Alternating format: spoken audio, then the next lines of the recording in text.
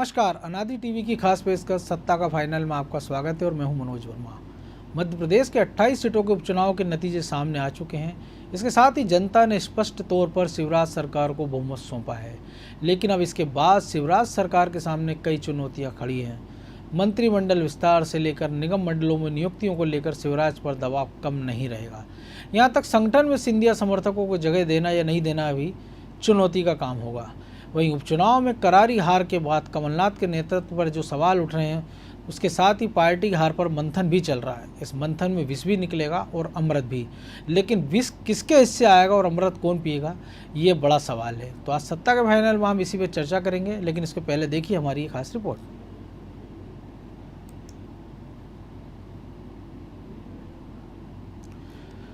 तो निश्चित तौर पर अभी जो कुछ बैठक चल रही है, कांग्रेस ने भी आज बड़ी बैठक बुलाई और ख़ास तौर से जो उनके पूरे उम्मीदवार थे 28, जिनमें से 9 चुनाव जीते भी हैं और 19 चुनाव हारे भी हैं, उन सबको भोपाल बुलाया गया है। बीजेपी ने कल जश्न मना लिया, लेकिन अब जो चुनौतियां सामने हैं उसको लेकर बीजेपी में मंथन हो रहा है। सरकार के भी समन्वय की बात हो रही है, संगठन के भी समन्वय की बात हो रही है और ये भी कोशिश की जा रही है। आज खुद शिवराज सिंह चौहान ने इमरती देवी से बात की, जो कि डबरा से चुनाव हार गई, जिनकी हार बड़ी अप्रत्याशित है बीजेपी के लिए भी और खुद इमरती देवी के लिए भी, क्योंकि पिछला चुनाव वो कांग्रेस से जितने उम्मीदवार जीते थे उनमें सबसे ज़्यादा वोटों से वही जीती थी। 57,000 से भी ज़्यादा वोटों से वो चुनाव जीती थी।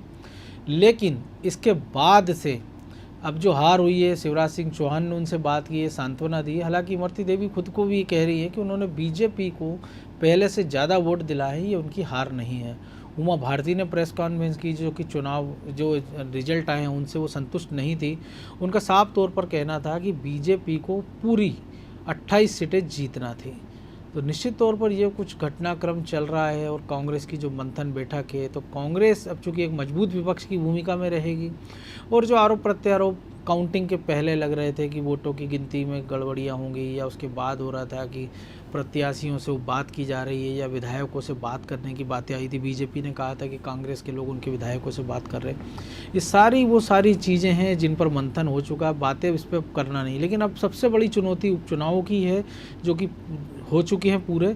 और अब मंत्रिमंडल विस्तार को लेकर क्या कुछ शिवराज सिंह चौहान की रणनीति होगी, इस पर विचार किया जाएगा, क्योंकि 3 मंत्री चुनाव हारे हैं। जी हाँ, 3 मंत्री हारे हैं, जिनमें से तीनों ग्वालियर चंबल से आते हैं। इमरती देवी है, दल सिंह कंसाना हैं, गिरिराज दंडोतिया हैं। तो ये वो भारी भरकम मंत्री हैं जो कि चुनाव हारे हैं। तो इनकी जगह अब किनको स्थान मिलेगा, और जो 9 लोग हारे हैं, ख़ास तौर से जो कांग्रेस छोड़कर आए थे, उनका क्या उपयोग किया जाएगा, क्या निगम मंडल में लिया जाएगा, क्या उनको संगठन में कहीं जगह मिलेगी, या कुछ और उनका उपयोग सरकार की ओर से होगा। तो ये सारी चीज़ें बीजेपी को देखना होंगी। तो इस पर भी हम चर्चा करेंगे। हमारे साथ हमारे सहयोगी भी जुड़े हुए हैं। तो उसके पहले हम इस चर्चा को आगे बढ़ा, उसके पहले हमारी खास रिपोर्ट से हम आपको रूबरू कराते हैं। प्रदेश में 28 सीटों की उपचुनाव में 19 सीटों पर जीत मिलने से शिवराज सिंह चौहान सरकार को बहुमत हासिल हो गया है। लेकिन मुख्यमंत्री के सामने चुनौतियां कम नहीं है। सबसे पहली चुनौती होगी कैबिनेट का विस्तार करने की। कांग्रेस से बीजेपी में आए 3 मंत्रियों के चुनाव हारने के बाद अब मंत्रिमंडल में 4 और मंत्रियों को शामिल किया जा सकता है। एक स्थान पहले से ही खाली पड़ा था, लेकिन प्रमुख दावेदार 7 से अधिक विधायक हैं, जिसमें एक को भी मनाने के लिए कड़ी मेहनत करना होगा। कमलनाथ सरकार गिरने के बाद सत्ता में आए शिवराज ने कैबिनेट में कांग्रेस से इस्तीफा देकर आए 22 में से 14 विधायकों को शामिल किया था। इसमें क्षेत्रवार प्रतिनिधित्व जैसे समीकरण नहीं थे, लेकिन अब ये दबाव रहेगा। अब विंध्य और महाकौशल के विधायकों को मंत्री बनाए जाने की उम्मीद बंधी है। सवाल ये भी है कि कैबिनेट विस्तार के बाद विधानसभा अध्यक्ष आखिर कौन बनेगा। चुनाव हारने वाले सिंधिया समर्थकों को बीजेपी संगठन में जगह मिलेगी या नहीं। निगम मंडलों में नियुक्तियों को लेकर भी शिवराज पर दबाव कम नहीं रहेगा। शिवराज पर विंध्य क्षेत्र के विधायकों का दबाव ज्यादा होगा। इनका रहेगा दबाव। यहां से सीनियर विधायक गिरीश गौतम ने आवाज उठाना शुरू कर दिया। उन्होंने कहा कि विंध्य को तवज्जो मिलना चाहिए। विंध्य के बड़े नेता केदार शुक्ला भी दावा कर सकते हैं। गिरीश गौतम भी दौड़ में पीछे नहीं है। निमाड़ से यशपाल सिसोदिया और नर्मदापुरम से पूर्व विधानसभा अध्यक्ष सीता शरण शर्मा पर भी विचार हो सकता है। वही मंत्रिमंडल में जगह पाने के लिए भी कई सीनियर विधायक सक्रिय हो गए हैं। शिवराज सरकार के पिछले कार्यकाल में मंत्री रहे संजय पाठक, रामलाल सिंह, गौरीशंकर बिसेन, राजेंद्र शुक्ला, नागेंद्र सिंह, रमेश मेंदोला और अजय बिश्नोई इस दौड़ में है। उपचुनाव में बीजेपी के खाते में 19 सीटें आने से ज्योतिरादित्य सिंधिया का पार्टी में प्रभाव बढ़ सकता है। संगठन के साथ साथ सरकार में भी उनकी सुनी जाएगी। दरअसल सरकार में शिवराज ने अपने पिछले 3 कार्यकाल में ऐसी राजनीतिक परिस्थितियों का सामना नहीं किया था। उपचुनाव में शानदार जीत के बाद बीजेपी प्रदेश अध्यक्ष वी.डी. शर्मा ताकतवर हुए हैं, लेकिन उनके सामने सबसे बड़ी चुनौती सिंधिया समर्थकों के साथ तालमेल और असंतुष्टों को कार्यकारिणी में जगह देना होगी। प्रदेश कार्यकारिणी में फेरबदल फरवरी माह से अटका हुआ है। माना जा रहा है कि दिसंबर-जनवरी में संभावित निकाय चुनाव से पहले कार्यकारिणी का गठन हो जाएगा। भारतीय जनता पार्टी में कोई किसी नेता का समर्थक नहीं होता। भारतीय जनता पार्टी एक परिवार की पार्टी है, सामूहिक नेतृत्व है। हर कार्यकर्ता की चिंता भारतीय जनता पार्टी का नेतृत्व करता है। किसको क्या दायित्व मिलेगा इसका निर्णय नेतृत्व करेगा। मध्य प्रदेश में मंत्रिमंडल में किसको जगह मिलेगी ये विशेष अधिकार माननीय मुख्यमंत्री का है और उस पर पार्टी संगठन और माननीय मुख्यमंत्री विचार करेंगे। आपकी सही अग्नि परीक्षा, आपने जिन भी हालातों के तहत, जिन भी कार्यों के तहत, जिस भी तरह सत्ता तो हासिल कर ली, सत्ता पे पूर्णतः काबिज भी हो गए, चुनाव में भी आपने बहुमत ले लिया। अब आपके आंतरिक संगठन, अब आपके मंत्रिमंडल में आपकी पूरी कार्यशैली के लिए सिंधिया जी का दबाव, संगठन का दबाव और आपके अन्य दबावों को देखते हुए निर्णय लेना है। हम पहरेदार हैं, हम पहरा देंगे, आपको भटकने नहीं देंगे, पर आपके आंतरिक लड़ाइयों से आपको दो चार होना है, उससे जल्दी निपटिए और सत्ता और सरकार को जनता की सेवा में लगाइए। इधर कांग्रेस भी मंथन की बात कर रही है, लेकिन मंथन से अमृत भी निकलता है और विष भी। तो विष किसके हिस्से में आएगा, ये एक बड़ा सवाल है। हार के बाद दिग्विजय सिंह ने ट्विटर पर लिखा कि एमपी उपचुनाव में नतीजे कांग्रेस के पक्ष में नहीं गए, इसका विश्लेषण होना चाहिए। उन्होंने ये भी कहा कि सिंधिया के जाने के बाद लोग कांग्रेस के खत्म होने की बात कर रहे थे, लेकिन इन चुनावों में एक नई कांग्रेस खड़ी हो गई है। मतलब साफ है कि इस उपचुनाव के बाद चुनौती दोनों दलों के सामने खड़ी हो गई है। ब्यूरो रिपोर्ट, अनादि टीवी। तो इस विषय पर और अधिक चर्चा करने के लिए हमारे साथ स्टूडियो में मौजूद है अनादि टीवी के एसोसिएट एडिटर प्रभु पटेरिया और ब्यूरो हेड ब्रजेश चौकसे। सबसे पहले प्रभु जी आप ही के पास कि चुनौतियां तो जो अब शामिल हैं, लेकिन जो स्थितियां 2018 में थी या 2020 में हमने अब देखी जब सरकार बनी, बीजेपी के मुख्यमंत्री के रूप में शिवराज ने शपथ ली, और अब जबकि नतीजे आ गए 19 सीटें बीजेपी ने जीत लिए, एक अच्छी क्लियर कट मेजोरिटी के साथ वो सरकार में है, उनका कद निश्चित तौर पर दिल्ली दरबार में बढ़ा होगा इस बम्पर जीत के बाद। तो क्या मान लिया जाए कि कुछ नए चेहरे देखने को मिलेंगे, या जो उनके जो अभी तक के हमसफ़र रहे हैं, राजेंद्र शुक्ला हो, रामपाल सिंह हो, उनकी इस कैबिनेट में वापसी होगी? देखिए मनोज जी, यदि इन उपचुनाव को देखें तो इन उपचुनाव के बाद यदि मध्य प्रदेश में कोई मजबूत हुआ है तो वो है शिवराज सिंह चौहान। ज्योतिरादित्य सिंधिया मजबूत नेता थे जब कांग्रेस में थे, ज्योतिरादित्य सिंधिया मजबूत नेता थे जब वो 22 लोगों को एक साथ तोड़कर भारतीय जनता पार्टी में आए। लेकिन यदि ये उपचुनाव के परिणाम के आधार पर हम विश्लेषण करते हैं तो सिंधिया ने जिनको मंत्री बनाया था, उनके क्षेत्र के 3 मंत्री चुनाव हारे, बिल्कुल 9 लोग उनके चुनाव हार गए हैं जो चुनाव में पराजित हुए हैं। तो एक तरीके से ये कहें कि सिंधिया का जो वजूद था, जो उनकी ताकत थी, जो कहा जाता था कि सिंधिया जहाँ कहते हैं वहाँ वोट पड़ता है, सिंधिया जहाँ कहते हैं वहाँ उनके लोग चले जाते हैं, तो वो कहीं ना कहीं कम हुआ है।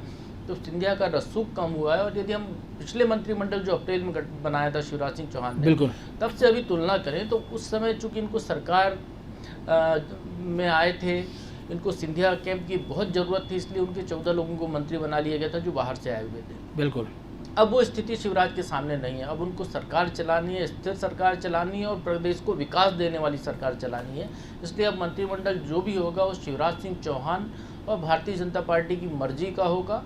जो पुनर्गठन होगा तो इसमें हो सकता है कि कुछ जो चेहरे हैं जो भी मंत्री बनाए गए थे चुनावी लिहाज से कि उनको चुनाव जीतना, इनको मंत्री बना दिया जाए, उनका परफॉर्मेंस जीरो है बहुत सारे लोगों का। बिल्कुल। तो वो कुछ चेहरे बाहर हो सकते हैं, उनको कहीं और एडजस्ट किया जा सकता है। बहुत सारे साधन एडजस्ट करने के, निगम मंडल है, बहुत सारे आयोग हैं, इधर उधर बहुत सारी जगह है जहाँ पर उनको जगह तरजीह दी जा सकती है। और भाजपा का अपना संगठन है जहाँ पर भी बहुत सारे लोगों को एडजस्ट किया जा सकता है पार्टी में। तो शिवराज सिंह चौहान अब जो मंत्रिमंडल बनाने वाले हैं वो क्षेत्रीय संतुलन को देखेंगे, अपने विश्वसनीय लोगों को जिनके नाम आप ले रहे हैं राजन शुक्ला से लेकर, उनको जगह दी जाएगी, क्योंकि शिवराज सिंह चौहान को काम कराना है। वो अपना आउटपुट दिखा चुके हैं वो सब पहले पिछले मंत्रिमंडल में, जब बिल्कुल, इसीलिए मैंने आपसे जी, तो उनको साथ लेकर उनको अपना विकास वाला जो विजन है भाजपा का, कि उनको अब उनके सामने लक्ष्य ये नहीं है, उनके सामने लक्ष्य है 2023। अब जो काम करके दिखाएंगे उसके आधार पर 2023 के चुनाव में जाएंगे। और कांग्रेस एक झटका दे चुकी है, प्रदेश की जनता ने कांग्रेस के जरिए दिसंबर 2018 में भाजपा को एक झटका दे दिया है कि आप कितना भी अच्छा काम करिए, यदि कोई कमी रह जाएगी तो जनता आपको माफ़ करने वाली नहीं है। और जब ईवीएम का बटन दबाती है तो उस फैसला सही करती है। तो भाजपा को वो अंदाज़ा है कि वो गलती दोबारा ना करे, इसलिए इस बार का मंत्रिमंडल बहुत संतुलित, अच्छा मंत्रिमंडल बनने की संभावना। और जो केवल नाम के चेहरे शामिल किए जाते हैं मंत्रिमंडल में, मुझे नहीं लगता कि इस बार वैसे केवल नाम के चेहरे रहेंगे। और जो मंत्री चुनाव हारे हैं, यदि उनकी बात करें, बिल्कुल, तो निगम मंडल जैसी जगह जहां इनको एडजस्ट किया जा सकता है, जैसे एंदल सिंह कंसाना, उस चेहरे को जरूर तरजीह दी जाएगी मनोज जी। गिरिराज दंडोतिया से तुलना यदि मैं करूं तो एंदल सिंह कंसाना चूंकि दिग्विजय सिंह के आदमी थे, बड़े बिल्कुल उनके खेमे से जुड़े हुए थे, उनके समर्थक रहे हैं, तो उनको जरूर शिवराज सिंह चौहान अपने साथ रखना चाहेंगे। उनको निगम मंडल में कहीं एडजस्ट किया जाएगा, जिससे वो दिग्विजय सिंह को एक आईना हमेशा दिखाते रहें कि आपने ये अपने इस कार्यकर्ता को, अपने नेता को कभी तरजीह नहीं दी, न कमलनाथ सरकार में तरजीह दिलाई, लेकिन हमारे साथ जुड़ा तो हमने इसके सम्मान की पूरी रक्षा की है, सम्मान बरकरार रखा। तो इस तरीके के कुछ जो बदले का भाव भी है कि काम भी होता दिखाई देगा और कांग्रेस को एक आईना भी दिखाई कमलनाथ के लिए भी होगा, क्योंकि दीपक सक्सेना की जिस प्रकार सीट खाली कराई और लगातार ये कहते रहे कि कभी उनको खनिज निगम में भेजेंगे, कभी किसी और निगम में भेजेंगे, लेकिन कुछ हुआ नहीं था। जी बिल्कुल। तो वो अब जो है, अब चूंकि आधा यदि हम कहें कि 2 साल गुजर चुके हैं, तो अब केवल जो 3 साल का टेन्योर है उसको लेकर तमाम नियुक्तियां बहुत जल्दी होने की संभावना है। मंत्रिमंडल भी मुझे लगता है कि देव उठने एकादशी के पहले तक बन सकता है, दिवाली के बाद कभी भी उसका योग बन सकता है मध्य प्रदेश में, क्योंकि 2 मंत्री तो ऐसे हैं, पूर्व मंत्री हो गए हैं जो चुनाव के बीच में ही, बिल्कुल, तो उनको एडजस्ट करना है। दोनों बड़े भारी मतों से जीते भी हैं जी, और 3 लोग चुनाव हारे हैं, तो एक जगह अच्छी खासी हो चुकी है और कुछ लोगों को फेरबदल में इधर उधर किया भी जा सकता है। तो बड़ा शिवराज सिंह चौहान के सामने एक अच्छा रोड मैप है। अब सिंधिया का उतना दबाव नहीं रहेगा मंत्रिमंडल को लेकर। अब जो कुछ भी है, शिवराज सिंह चौहान पिछली बार जैसा नहीं बार बार दिल्ली जा रहे हैं मंत्रिमंडल बनाने के लिए, कवायद चल रही, मीटिंग चल रही, वो स्थितियां अब नज़र नहीं आएंगी। अब हो सकता है शिवराज सिंह चौहान किसी भी दिन कह दें कि अब मंत्रिमंडल का कल शपथ ग्रहण है, उस दिन शपथ ग्रहण हो सकता है। बिल्कुल। ब्रजेश जी, जो कुछ मंत्रिमंडल को लेकर चुनौतियां उसका विश्लेषण प्रभु जी ने किया, लेकिन अब जो कांग्रेस मंथन की बात कर रही है कि जितने हारे हुए जीते उम्मीदवार हैं उनको भोपाल बुलाया गया है, तो 2 चीज़ें, एक तरफ दिग्विजय सिंह ट्वीट कर रहे हैं, वो ये कह रहे हैं कि चंबल में, ग्वालियर में हमने सिंधिया को आईना दिखा दिया है। वो कह रहे थे कांग्रेस खत्म हो गई, तो कांग्रेस तो उठ खड़ी हुई है, दूसरी कांग्रेस। तो जब कांग्रेस उठ खड़ी हुई है तो मंथन की ज़रूरत क्या है? और अगर मंथन हो रहा है तो इसका मतलब है कि 2 में से कोई एक झूठ बोल रहा है।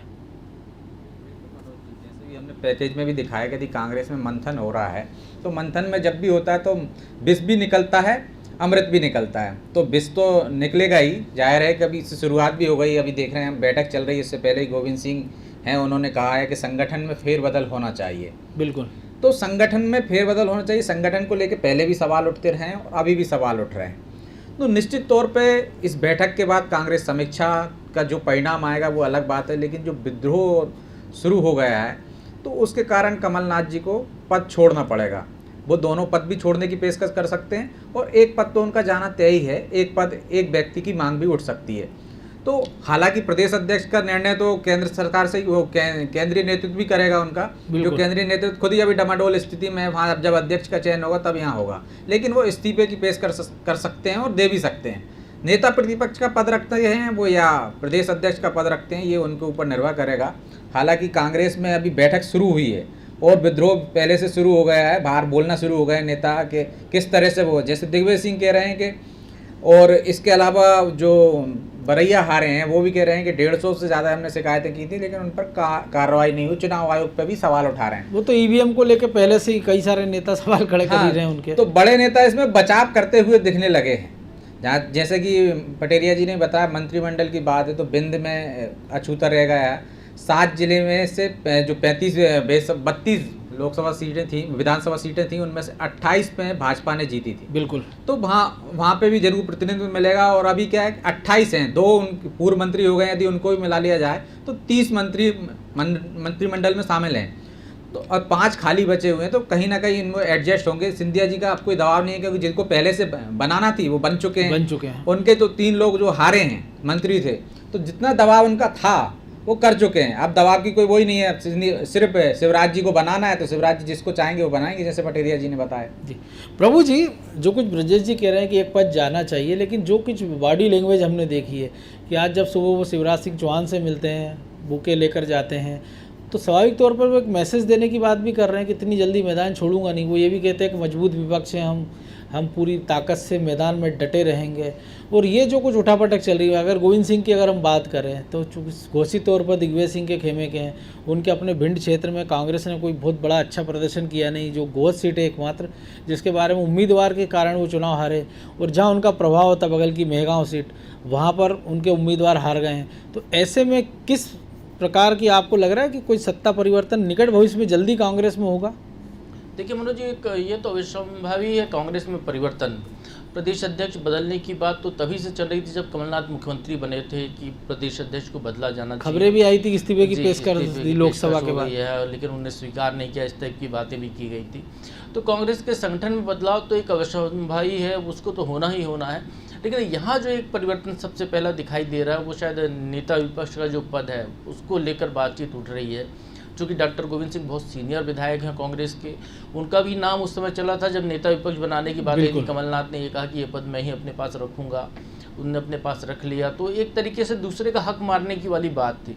अब चूँकि कमलनाथ के बारे में सबको पता है कि बहुत ज़्यादा एक्टिव रहने वाले नहीं हैं, खासकर विधानसभा की कार्रवाइयों में या विधानसभा से जुड़े कामकाज में। बिल्कुल, वो बहुत कम बोलते भी हैं सदन में। तो उसको लेकर एक सदन के अंदर की भी मांग विधायक दल से ज़रूर उठ सकती है कि इनको इस पद पर किसी ऊर्जावान व्यक्ति को रखा जाए जो सरकार की कमियां गिना सके। जिस तरीके की बात दुर्गेश शर्मा कह रहे थे अभी, बिल्कुल वो निगरानी करने की बात है। तो सरकार पर निगरानी की जरूरत नहीं है उनको यहाँ पर कि भाजपा संगठन में क्या हो रहा है, किसको मंत्री बना रहे हैं, इसकी जरूरत उनको नहीं। यहाँ दूरबीन लगाने की जरूरत नहीं है उनको। दूरबीन लगाने की जरूरत है कि जहाँ विकास कार्य की घोषणा हुई या जहाँ शिवराज सरकार ने भी भूमि पूजन शिलान्यास किया, वहाँ विकास कार्य हो रहे हैं कि नहीं हो रहे हैं, यदि हो रहे हैं तो उसमें कोई गड़बड़ियाँ तो नहीं हो रही हैं। और वो तो अच्छा है कि 19 सीटें जीत गए, नहीं तो विधायकों के लिए दूरबीन लगाना पड़ता है। तो जो है ऐसी स्थिति जो है कांग्रेस की अभी है फिलहाल। तो जो वहाँ पे जो झगड़े मचना शुरू हो गए, जैसे डॉक्टर गोविंद सिंह ने अब बोलना शुरू कर दिया है, फूल सिंह बरैया ने बोला है, तो कांग्रेस के और भी नेताओं के सुर आज हमको सुनाई दे सकते हैं। और ये अच्छी बात है किसी भी राजनीतिक दल के लिए मनोज जी। यहाँ पर बदलाव अपेक्षित है क्योंकि कमलनाथ जी को देखने या दिग्विजय सिंह जी को देखने बहुत लंबे अरसे समय से ये चेहरे हैं जो कांग्रेस का चेहरा बने हुए हैं। बिल्कुल। लेकिन इनने दिया क्या? इनने दिया ये कि 15 साल तो पिछली बार सरकार में नहीं आ पाए, बड़ी मुश्किल से सरकार आई जोड़ जुगाड़ से, उसको बचा के नहीं रख पाए। तो इसकी बजाय अरुण यादव को नेतृत्व को एक सराहना करनी चाहिए कि जिनने लगातार पूरे प्रदेश में दौरे न्याय यात्रा निकाली थी, लाठियां भी उनने खाई थी। तो आपको एक युवा नेतृत्व, एक सक्षम नेतृत्व, एक अनुभवी नेतृत्व, ऐसा एक मिला जुला नेतृत्व आपको चुनना होगा जो बहुत ज़्यादा बुजुर्ग ना हो, एकदम ही युवा ना हो, जीतू पटवारी की साथ लेके चल सके। हाँ, जीतू पटवारी की तरह भी ना हो कि जो कुछ भी बोल दे, कुछ भी कर दे, कहीं भी काम पे निकल जाए कि उनकी साइकिल यदि सुबह अपने क्षेत्र में निकली तो पता चला कि वो भोपाल आके रुक जाए। तो ऐसा भी ना हो। तो एक ऐसा नेतृत्व उनको चुनना होगा जो समझदार हो, जो कांग्रेस की रीति नीति को समझे और कार्यकर्ताओं को साथ लेकर कांग्रेस को आगे बढ़ाने की कोशिश करे, क्योंकि कांग्रेस खत्म नहीं हुई है मनोज जी। बिल्कुल, निश्चित तौर पर कांग्रेस विधानसभा में संख्या बल से अच्छी है। कांग्रेस का वोट परसेंटेज आप देख लीजिए, इस उपचुनाव में अभी भी अच्छा है, पिछले चुनाव में भी अच्छा था, इसके पहले के चुनाव में भी देखिए कांग्रेस 30% से कम कभी वोट कांग्रेस को मिले ही नहीं है। तो कांग्रेस का आधार जरूर नीचे तक है, बस उसके नेताओं की वजह से कांग्रेस का नुकसान होता है। वोटों में कन्वर्ट नहीं कर पाते क्योंकि उनके नेता आपस में लड़ते रहते हैं। लेकिन एक और चीज़ है प्रभु जी, जो आपने कहा सदन की बात, तो एक बड़ी जो एक जिक्र जिसका होना चाहिए, मुझे लगता है आप उसमें बेहतर बता पाएंगे कि विधानसभा अध्यक्ष कौन, उपाध्यक्ष तो ठीक है आप किसी को बना सकते हैं, तो विधानसभा अध्यक्ष कौन, ये एक बड़ी चुनौती और है बीजेपी के सामने। देखिए, एक तो सबसे बड़ी बात यह है कि शायद देश का या कहें दुनिया का पहला राज्य मध्य प्रदेश है जहां एक प्रोटेम स्पीकर इतने लंबे समय तक बना हुआ है। गिनीज वर्ल्ड ऑफ रिकॉर्ड में उनका नाम आना चाहिए। और एक्टिव भी बहुत ज़्यादा है। एक्टिव स्पीकर की तरह काम कर रहे हैं, एक्टिंग भी नहीं है, वो एक्टिव स्पीकर की तरह काम कर रहे हैं लगातार। तो एक तो वो खुद ही दावेदार हो गए अपने काम काज को लेकर कि वो इतना अच्छा काम अभी कर रहे हैं कोरोना के इस काल में, जब वो प्रोटेम स्पीकर हैं तो वो आगे भी अच्छा काम कर सकते हैं। अब जो सदन चलाने वाली जो बात है, यदि वहाँ परीक्षा की बात की जाए तो वहाँ अनुभव ज़्यादा मायने रखता है ऊर्जा और जोश की तुलना में। बिल्कुल। तो एक तो भारतीय जनता पार्टी के पास एक अनुभवी नेता सीतारमण शर्मा है जो पहले अध्यक्ष रहे हैं। केदारनाथ शुक्ला का नाम भी आता है, बहुत संसदीय ज्ञान उनको है, पहले भी वो सभापति रहे हैं कई बार। बिल्कुल। तो ऐसे नेता जैसे राजेंद्र शुक्ला एक बड़े नाम है। यदि बिंद से मंत्रिमंडल के दूसरे नेता को तरजीह दी जाए, ये आवाज़ सवाल उठती है वहाँ पर जोर से, क्योंकि एक बार हमने देखा है कि पिछले बार जब मंत्रिमंडल का गठन हो रहा था तो राजेंद्र शुक्ला के खिलाफ वहाँ के तमाम विधायक झंडा लेकर निकल पड़े थे। इस बार राजेंद्र शुक्ला को मंत्री ना बनाया जाए, गिरीश गौतम से लेकर तो वो एक नाम वहाँ पर वो हो सकता है। तो ऐसे बड़े नाम हैं भारतीय जनता पार्टी के पास जिनके पास अनुभव की बड़ी खान है, तो उनका यहाँ पर उपयोग किया जा सकता है। जहाँ तक मंत्रिमंडल की बात है तो विंध्य में ज़रूर हम देख रहे हैं कि वहाँ पर वैक्यूम है, उसको भरा जा सकता है। यदि मैं बुंदेलखंड की बात करूँ तो बुंदेलखंड में सागर से ज़्यादा मंत्री हो गए थे, पन्ना से एक बड़ा हिस्सा मालवा निमाड़ छूट रहा है। जी, मालवा निमाड़ छूटा हुआ, वहाँ पर भी आपको बहुत जगह तरजीह देनी है। तो इस तरीके से नर्मदापुरम में भी पूरा प्रतिनिधित्व नहीं दिया जा सका है। तो ऐसी बहुत सारी जगह हैं जहाँ पर शिवराज सिंह चौहान इस कमी को दूर कर सकते। बिल्कुल ब्रजेश जी, कमी को दूर करने की बात है, मंत्रिमंडल की बात होगी, विधानसभा, लेकिन जब कांग्रेस जो कुछ मंथन करेगी, ये जो आवाज़ें भी निकल रही हैं, तो जैसे प्रभु जी ने बताया कि बीजेपी के पास एक बड़ी लंबे नेताओं की फौज है, चाहे वो विधानसभा अध्यक्ष के लिए हो, मंत्री पदों के लिए हो। लेकिन कांग्रेस के सामने दिक्कत हुई, जो प्रभु जी कह रहे हैं कि आपको ऐसा चेहरा लाना होगा जो युवा भी ना हो, अनुभवी भी हो, जो सबको साथ लेके चल सके। क्योंकि अतीत के जो उदाहरण है हमारे सामने, चाहे वो कांतिलाल भूरिया हो, चाहे अरुण यादव हो, उन्होंने मेहनत बहुत की लेकिन उनको वो सिला मिला नहीं जिसके वो हकदार थे, बल्कि सार्वजनिक रूप से कहा जाता था कि इनको हटा दिया जाए। तो अब ऐसे में क्या अगर अध्यक्ष पद छोड़ते हैं कमलनाथ, तो वो कभी चाहेंगे कोई ऊर्जावान ऐसे आदमी को लाएं आगे, या वो ऐसा आदमी चाहेंगे जो उनके हिसाब से कामकाज करे, जैसा कि हमने दिग्विजय सिंह के शासनकालों में देखा है? निश्चित तौर पे मनोज जी, यदि वो राजनेता हैं तो यही चाहेंगे कि वो जिससे चाहते हैं वो अध्यक्ष बने। कोई भी नेता नई पीढ़ी को या नए ऐसे आदमी को खड़ा नहीं करना चाहता जो उनके लिए बाद में दिक्कत दे या उनकी जो खींची हुई लाइन को मिटाने की कोशिश करे। तो उनकी कोशिश ज़रूर ये रहेगी कि उन्हीं का कोई समर्थक हो, किसी का चेला हो। जैसे दिग्विजय सिंह के टाइम में हमने देखा है कि मुख्यमंत्री थे तो राधा किशन मालवीय, उर्मिला सिंह, हाँ, इस टाइप के जो नाम आपने कभी सुने नहीं हो, जो लो प्रोफाइल हो, बिल्कुल उस हिसाब के नेता आते हैं। यस मैन वाले। तो दिग्विजय सिंह यदि और कमलनाथ दोनों ही नहीं चाहेंगे कि कोई ऐसा आदमी आए जो ऊर्जावान हो। जिस तरह से अरुण यादव आए थे और जिस तेज़ी से बढ़ रहे थे, एक नए छत्रप को वो नहीं खड़ा होने देने की कोशिश करेंगे। और ऐसा होता भी है, चाहे वो भाजपा हो चाहे कांग्रेस, कोई नहीं चाहता कि एक नया सक्षम लीडर खड़ा हो और उनके लिए मुसीबत खड़ी करे। तो उनकी कोशिश ये जरूर ये रहेगी कि या तो ट्राइबल का कोई आदमी आए या उन्हीं का कोई समर्थक बने, जिससे वो पर्दे के पीछे रिमोट से कांग्रेस को चलाते रहें। क्योंकि अब दोनों ही दिग्गज बचे हैं कांग्रेस में जो जिनके हाथ में रिमोट है पूरा अभी तक। लेकिन जिनका इशारा आप कर रहे हैं, तो हमने देखा है कि अगर उमंग सिंगार की बात करें ट्राइबल एरिया से, तो दिग्विजय सिंह कभी नहीं चाहेंगे बाला बच्चन कार्यकारी अध्यक्ष से खुद की सीट बहुत मुश्किल बचा पाए। अगर हम इधर बात करें, बुंदेलखंड में भी उन्होंने कार्यकारी अध्यक्ष सुरेंद्र चौधरी को बनाया था, लेकिन वो खुद चुनाव नहीं जीत पाए। उधर रामनिवास रावत थे। तो ग्वालियर चंबल में क्यों ना कांग्रेस एक ऐसा चेहरा देख ले जो कि वहाँ मजबूत करे। अगर आपको कांग्रेस से अगर सिंधिया को ही निपटाने की बात है जैसा दिग्विजय सिंह चाह रहे हैं, तो ग्वालियर चंबल संभाग में भी उनके पास एकमात्र नाम है जो अभी उठा रहे हैं, मांग कर रहे हैं, गोविंद सिंह का। और पहले नेता प्रतिपक्ष की दौड़ में भी थे, जैसे प्रभु जी ने भी बताया। तो वो एक नाम भी हो सकता है, क्योंकि गोविंद सिंह से कोई खतरा नहीं है उनको आगे। और वो कह भी चुके मेरा आखिरी आखिरी चुनाव है, वो संगठन में जा सकते हैं, उनके नाम पर सहमति बन सकती है, क्योंकि दिग्विजय सिंह भी उनके नाम पर राजी हो जाएंगे। और एक ऊपर हाईकमान को ये बताने को भी हो जाएगा कि ग्वालियर चंबल संभाग में हम एक सक्षम नेतृत्व खड़ा कर रहे हैं जो सिंधिया के जो कमी है उसको पूरा कर सके। तो एक नाम ये भी हो सकता है, बाला बच्चन का भी नाम चल रहा है।